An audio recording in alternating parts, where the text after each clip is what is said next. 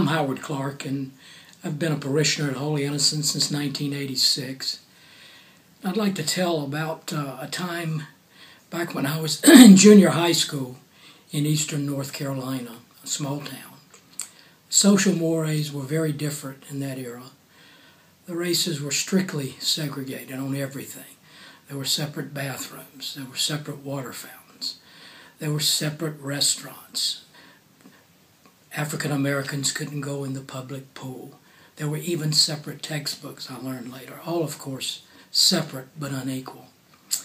But in that environment, when I was growing up, it seemed like a way of life. So in that setting, my family had a maid named Hazel, who was a very lovely person. One thing that white people and black people didn't do back then was to eat together. It just wasn't done. So one day I was eating lunch by myself, as it happened, and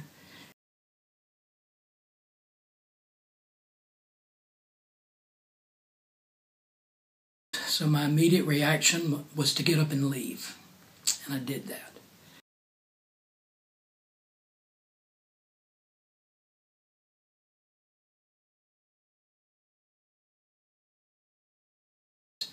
How I had hurt a human being who had trusted in me not to be like the social mores of the time. So I decided that what I needed to do was to apologize. So back in 2005, around Thanksgiving, I was thinking about it. So I called my mother and asked her if she could track down Hazel. I called her up and I said, "Hazel, I wanted to tell you that how sorry I am about what I did when I was 12 or 13 years old, and it's bothered me. And could you forgive me?" Well, she did. Hazel's reaction was one of acceptance. She accepted what I said.